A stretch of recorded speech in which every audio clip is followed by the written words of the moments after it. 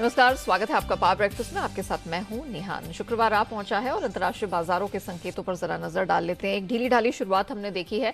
SGX Nifty लाल निशान के साथ आज इसने अपनी शुरुआत की है। 17,300 के नीचे हमने इसे शुरू होते हुए देखा है और 25 अंकों की कमजोरी वहां दिखी है। डाउ नैस्डैक फ्यूचर्स की बात करें तो हल्की हल्की गिरावट यहां पर भी देखने को मिली है। कुछ समय पहले ही 25 से 29 अंकों की कमजोरी यहां पर नजर आई है। जापानीज मार्केट निके यहां पर भारी भरकम गिरावट हमने बनते हुए देखी है। डाउ नैस्डैक फ्यूचर्स इस समय सपाट है, लेकिन कमोडिटी मार्केट की बात करें तो एक कच्चा तेल छोड़ दें जिसमें हमने कल स्ट्रेंथ बनते हुए देखी है, बाकी सब एक सीमित छोटे दायरे में ट्रेड करते हुए देख रहे हैं। इनफैक्ट डॉलर के कमबैक के बाद हमने थोड़ा थोड़ा प्रेशर मेटल और बुलियन पे जरूर बनता हुआ देखा है। तो किस प्रकार के संकेत रहे हैं, किस प्रकार का ट्रेडिंग सेशन रहा है अमेरिकी और यूरोपीय बाजार में, ऑफकोर्स कमोडिटी बाजार के ट्रिगर्स, सब पर बात करने के लिए मेरे सहयोगी दीप इस वक्त मेरे साथ स्टूडियो में जुड़ चुके हैं। दीप, मॉर्निंग। वीकेंड आ गया इसकी तो इंटरनेशनल मार्केट में, और अब किन संकेतों पर, इवेंट्स पर रखनी है नजर? बस वही रिलीफ है कि वीकेंड है, क्योंकि और कहीं से बाजार में रिलीफ के संकेत आपको आते हुए नहीं दिख रहे हैं। लगातार दूसरे दिन बाजार फिसले हैं। कल हमारे बाजार भी जब बंद हो रहे थे तो एक अनुमान था कि शायद अमेरिकी बाजार थोड़े वॉलेटाइल, थोड़े कमजोर रह सकते हैं, बट उसके ज़्यादा ही वीकनेस आपने देखी है। करीब 150 अंक नीचे थे डाउ जब हमारे बाजार बंद हुए। उसके सामने 350 अंक फिसल कर दिन के निचले स्तर पर हमने डाउ को बंद होते हुए देखा है। शुरुआत ठीक ठाक रही, बट उसके बाद गिरावट आई एंड थ्रू द डे बाजार दबाव में ही रहे और लोज ऑफ द डे में आपने बंद होते हुए देखे हैं। 10 साल की बॉन्ड यील्ड थोड़ी बढ़ गई है, 3.8% के ऊपर आपको फिर से आती हुई दिखी है। तो रीसेंट जो गिरावट थी वो लगभग कवर अप करती हुई दिख रही है। आपकी बॉन्ड यील्ड भी S&P 500, नैस्डैक दोनों में हमने गिरावट देखी है। रसल 2000 फिसला है। इनफैक्ट 11 में से 10 सेक्टर्स कल गिरावट के साथ बंद होते हुए देखे हैं। IT शेयर्स में आपने कल गिरावट ज़्यादा बनती हुई देखी है। तो अल्फाबेट, एप्पल, माइक्रोसॉफ्ट जैसे शेयर्स में आपने करीब 1% की गिरावट देखी है। ट्विटर कल 3% फिसला है। इलॉन मस्क ने कहा है कि 28 अक्टूबर तक वो डील खत्म करना चाहते हैं, और उन्होंने कहा है कि जो ऑनगोइंग लॉसूट है उनका ट्विटर के साथ, उसको रोका जाए, क्योंकि वो अब अपनी डील खत्म कर रहे हैं। तो काफ़ी सारे फैक्टर्स हैं, खबरें आई हैं जिसकी वजह से ये शेयर्स आपको रिएक्ट करते हुए दिखे। सिर्फ एनर्जी इंडेक्स था जहां पर आपने खरीदारी देखी, क्योंकि कच्चे तेल के दाम ऊपर जा रहे हैं, तो एनर्जी स्टॉक्स में आपने एक्शन देखा, oil and gas in particular. But otherwise बाजार का मूड माहौल खराब ही बना हुआ था, और खराब इसलिए भी बना हुआ था क्योंकि आज एक अहम डेटा पॉइंट आने वाला है। सितंबर महीने का जॉब्स डेटा आने वाला है। अभी तक तो संकेत यही रहे हैं कि इकॉनमी काफ़ी मजबूत है। अनुमान लगाया जा रहा है कि 2.5 से 3.25 लाख नई जॉब्स जोड़ी जा सकती हैं। पिछले महीने 3 लाख से ज़्यादा जॉब्स जोड़ी गई थी, तो वहाँ से देखेंगे तो गिरावट थोड़ी आ सकती है। बट एनीबडीज गेस कि एग्जैक्टली किस नंबर पर ये आते हुए दिखेगा। अनएम्प्लॉयमेंट 3.7% के पास स्टेबल रहना चाहिए, जो हिस्टोरिक लोज पर यूएस में बना हुआ है।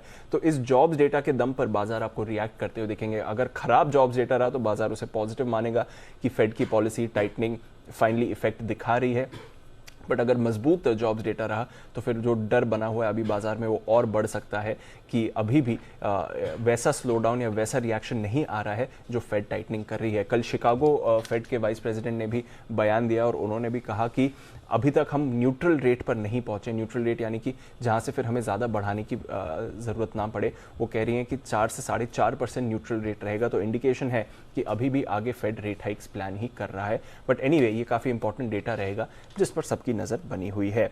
यूरोप की बात करें तो यहाँ पर आधे से 1% की आपने गिरावट देखी है। आज यूरोप के लिए भी अहम दिन है, क्योंकि ईयू के लीडर्स का आज सम्मेलन होने वाला है, समिट होने वाली है। एनर्जी प्राइसेस को लेकर डिस्कशन होगा, और जो प्राइस कैप की बात चल रही है उस पर भी कुछ निर्णय आ सकता है। हालांकि जर्मनी जैसे कुछ बड़े देश हैं जो प्राइस कैप के खिलाफ हैं, तो देखते हैं कि सहमति बनती है कि नहीं। बट इसका रिएक्शन आपको कमोडिटी बाजार पर भी आते हुए दिखेगा। कमोडिटीज और करेंसीज की बात करें तो डॉलर इंडेक्स वापस आपको 112 पर आते हुए दिख रहा है। रिसेंटली 110 तक गिर गया था, तो वहां से थोड़ा थोड़ा करके वापस ऊपर आया है डॉलर इंडेक्स। सोना और चांदी अपनी ऊंचाई पर कायम है। 3 हफ्ते की ऊंचाई पर सोना है, करीब 1.5 महीने की ऊंचाई पर चांदी है। कच्चा तेल भी 3 हफ्ते की ऊंचाई पर है, $94 के ऊपर ही आपको ट्रेड कर रहा है। गोल्डमैन सैक्स ने ओपेक के कट के बाद अपना प्राइस अनुमान बनाया है। साल के अंत तक वो कह रहे हैं कि $104 तक जा सकता है। यही $99-100 की जो उनकी उम्मीद थी उसके थोड़ा ऊपर ही वो प्राइस देख रहे हैं यहाँ से जाते हुए। इसके साथ ही बेस मेटल्स ने अपनी तेजी कल की गवाही है, हालांकि जिंक पर रखिएगा नजर, वहां पर एक्शन अभी भी बन रहा है और एग्री कमोडिटीज भी सुस्त है। तो ओवरऑल आज का सितंबर जॉब्स डेटा काफी इंपॉर्टेंट रहेगा, उस पर बाजार की नजर है और धीरे धीरे बॉन्ड यील्ड और डॉलर इंडेक्स दोनों ऊपर आए हैं, इस पर भी रखिएगा नजर। ओके, चलिए दीपांशु, शुक्रिया वो पूरी डिटेल्स रखने के लिए। ऑफ कोर्स देखना होगा कि आज का सत्र है, ओपनिंग कैसे होती है और हमारे मार्केट्स किस प्रकार से निकालते हैं। आगे बढ़े इससे पहले देख लेते हैं कि कल के सेशन में संस्थागत निवेशकों की तरफ से प्रदर्शन किस प्रकार का रहा है। तो गुरुवार को एफआईएस की तरफ से 280 करोड़ के आसपास की खरीद दिखी। एफएनओ स्पेस में बहुत अच्छा प्रदर्शन रहा है, 10,875 करोड़ के आसपास की खरीद का आंकड़ा निकल कर आया स्टॉक इंडेक्स फ्यूचर से। लेकिन घरेलू संस्थागत निवेशक, इनकी तरफ से हल्की फुल्की बिकवाली हाथ लगी है, 44 करोड़ की के आसपास का वो बिकवाली का फिगर निकल कर आया है। तो फिलहाल जिस प्रकार के संकेत निकल के आ रहे हैं और फॉरवर्ड लुकिंग जो इवेंट है, डेटा है, वो हमारे लिए ज्यादा महत्वपूर्ण है। इन सब के मद्देनजर आज हमारे मार्केट्स ओपन कैसे होंगे, पूरे दिन ट्रेड कैसे करेंगे, रणनीति क्या अपनानी है, सब पर बात करने के लिए जी बिजनेस के मैनेजिंग एडिटर अनिल सिंह भी हमारे साथ जुड़ चुके हैं।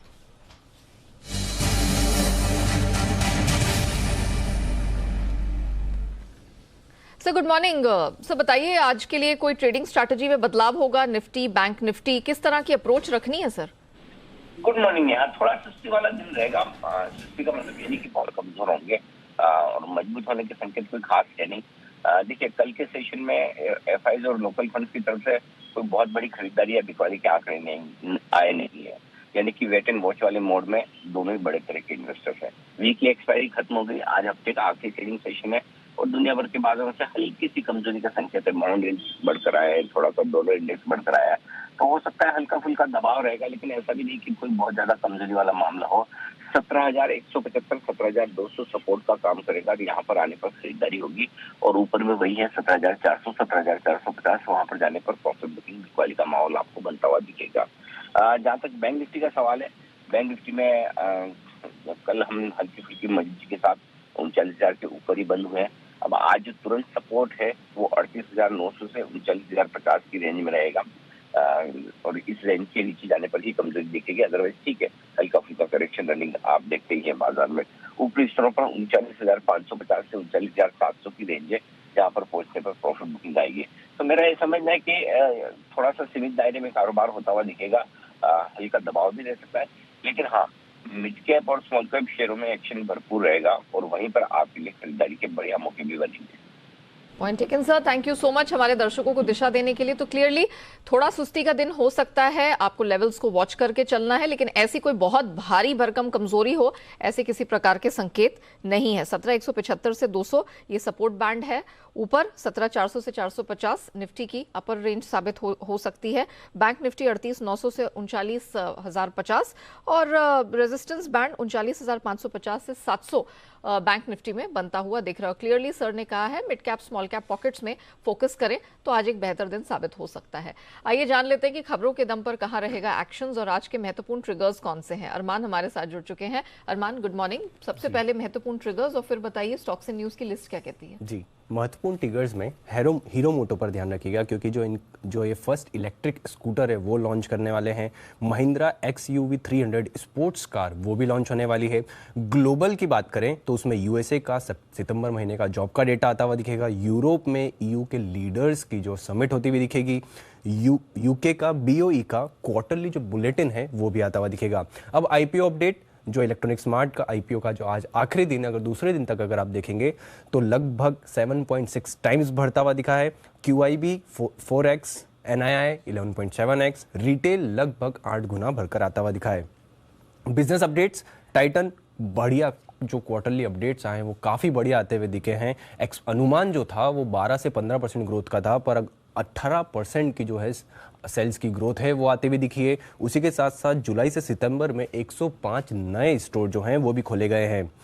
डाबर, अगर आप Q2 के अपडेट देखेंगे वो म्यूटेड हैं। कॉन्जो आय जो लगभग है मानी जा रही है 5% जो ग्रोथ है उसकी उम्मीद है। उसी के साथ साथ जो डोमेस्टिक कारोबार है, घरेलू कारोबार है, वहां पर भी जो ग्रोथ है 5% की उम्मीद है। हालांकि जो मार्जिन्स है वहां पर ये माना जा रहा है कि 150 से 200 बेसिस पॉइंट की जो है गिरावट हो सकती है। इक्विटा स्मॉल फाइनेंस बैंक सितंबर महीने के अपडेट्स, जिसमें अगर आप डिपॉजिट्स की बात करेंगे, एडवांसेस की बात करेंगे तो 20% बढ़कर आते हुए दिखे हैं। वहीं अगर डिसबर्समेंट अगर देखेंगे टोटल तो 22% बढ़कर आते हुए दिखे हैं और कासा रेशियो भी 28% बढ़ा है। नायका की बात करें जिसमें कंपनी ने अंतर्राष्ट्रीय बाजार में प्रवेश कर लिया है और यूएई की अपैरल ग्रुप के साथ जो है ये करार किया है और कंपनी ने गल्फ देशों में ब्यूटी प्रोडक्ट्स बेचना है, उसी के कारण ये जो है करार किया है। क्वेस्कॉप कंपनी की जो एक सब्सिडरी है सिम्प्लाइंस टेक्नोलॉजीज जिसमें 53% जो हिस्सेदारी है वो बेची हैं और उसके जरिए कितने में बेची, वो लगभग 120 करोड़ में जो है हिस्सेदारी बेची गई है। और अंत में क्रिसिल, इकरा, केयर रेटिंग्स और कैनरा बैंक पर ध्यान रखिएगा क्योंकि सेबी ने ब्रिकवर्क रेटिंग का जो है लाइसेंस रद्द कर दिया है और नए क्लाइंट लेने के रोक के साथ साथ अगले 6 महीने में उन्होंने पूरा वाइंड अप करना है। और कैनरा बैंक अगर आप देखेंगे तो वो कंपनी की प्रमोटर और स्ट्रेटेजिक पार्टनर है। चलिए अरमान, शुक्रिया वो पूरी डिटेल्स दर्शकों के सामने रखने के लिए। आइए अब जान लेते हैं आज की ट्रेडिंग कॉल। शुरुआत चॉइस ब्रोकिंग के साथ करेंगे जो कैश स्पेस में एमसीएक्स में खरीद की रिकमेंडेशन दे रहे हैं। 1315 के पास एंट्री की सलाह है, 1286 का स्टॉप लॉस, 1380 तक का टारगेट यहां बनता हुआ दिखाई दे रहा है। आन राठी की तरफ से आज एसीसी खरीद के चलने की सलाह निकल कर आ रही। स्टॉप लॉस 2330 का, टारगेट 2450 का मिल जाएगा। और अंत में सेंट्रम ब्रोकिंग इनकी तरफ से विप्रो खरीद के चलने की रिकमेंडेशन आज निकल के आ रही है। स्टॉप लॉस 402 का है और टारगेट 425 का आपको इस स्ट्रैटेजी में देखने को मिल जाएगा। आइए जान लेते हैं कि आज के इक्विटी मार्केट में, इक्विटी स्पेस में बाजारों जो एक्सपर्ट्स हैं, बाजार के एक्सपर्ट्स, उनकी क्या रिकमेंडेशन आ रही है, कहां आपको स्ट्रैटेजी अपनानी, किन शेयरों में पैसे लगाने से आपको होगा फायदा। इस सब पर बात करने के लिए कोटक सिक्योरिटीज के श्रीकांत चौहान हमारे साथ जुड़ चुके हैं। श्रीकांत जी, गुड मॉर्निंग, बहुत स्वागत है। जरा बताइए आज किन स्टॉक्स पर खासतौर से आपकी नजर रहेगी। Good morning Neha ji, good morning everyone. देखिए, हमें लगता है कि इस पर्टिकुलर सीरीज में या तो आने वाले दिनों में सबसे बड़ा फोकस अगर रहेगा तो वापस फाइनेंशियल्स पे रहेगा, लेकिन साथ ही साथ हमें लगता है कि जो फेस्टिवल से रिलेटेड जितने भी कंपनीज रहेंगी वहां पे सबसे ज्यादा फोकस हो सकता है, क्योंकि ब्रॉडर मार्केट में अच्छी तेजी बनी। अगर निफ्टी की बात करें तो हमें लगता है कि 17,300 से लेकर 17,200 तक मार्केट के लिए काफी अच्छा सपोर्ट है, तो कहीं भी रुक सकता है ये। और 17,200 के नीचे जाना थोड़ा डिफिकल्ट लग रहा है। मुझे लगता है कि 17,200 के नीचे जाने के पहले एक बार 17,700 के लेवल निफ्टी छू सकता है। तो ये टेक्निकल फॉर्मेशन बना है। और अगर स्टॉक्स की बात करें तो बहुत सिंपल है। जैसे मैंने बताया कि फेस्टिवल से रिलेटेड अगर स्टॉक्स है तो वहाँ पे IRCTC के ऊपर फोकस कर सकते हैं। ये स्टॉक लॉक करके चले, यहाँ पे हम स्टॉक रखेंगे अराउंड 720 का और टारगेट रखेंगे 770, 775। साथ ही साथ हमें लगता है कि ट्रेंड यहाँ पे भी अच्छी तेजी बन सकती है। 1445 के करीब का बंद है, 1420 का स्टॉप लॉस रखें, 1500 से लेकर 1525 के टारगेट ट्रेंड में नजर आ सकते हैं। Point taken Shrikant ji, thank you so much हमारे साथ जुड़ने के लिए, बताने के लिए आज कहाँ है इक्विटी स्पेस में कमाई के मौके। तो IRCTC, ट्रेंड, ये दो स्टॉक स्पेसिफिक एक्शंस हैं जिस पर आपको फोकस करना है। सीरीज के लिहाज से फाइनेंशियल स्पेस सबसे बेहतरीन साबित होगा एंड ऑफ कोर्स अच्छा खासा सपोर्ट निफ्टी में 17,300 से 200 के बीच दिखाई दे रहा है, तो उस पर जरूर फोकस करके चलिएगा। अब वक्त है कमोडिटी बाजार की रणनीति समझने का। आज रिकमेंडेशंस एसएमसी ग्लोबल की वंदना भारती की तरफ से निकल कर आई हैं। चांदी एक ऐसी कमोडिटी जिसने हाल फिलहाल में जबरदस्त स्ट्रेंथ दिखाया है। ऊपरी स्तरों से अब हम देख रहे हैं थोड़ा सा प्रेशर है, लेकिन आज भी घरेलू बाजार में खरीद की रिकमेंडेशन है। 61,000 के पास खरीदारी करके चले, ऊपर में टारगेट 61,800 तक का चांदी में बनता दिख रहा है। नेचुरल गैस पर भी रखिएगा नजर। अंतर्राष्ट्रीय बाजार में जरूर ऊपरी स्तरों से थोड़ा दबाव है, लेकिन घरेलू बाजार में है खरीद की रिकमेंडेशन। 580 के पास एंट्री है और टारगेट ऊपर 605 का दिखेगा। स्ट्रैटेजी में आपको 570 का स्टॉप लॉस लगाना है। आइए अब बात करते हैं FIR यानी FII इन्वेस्टमेंट रिपोर्ट्स की।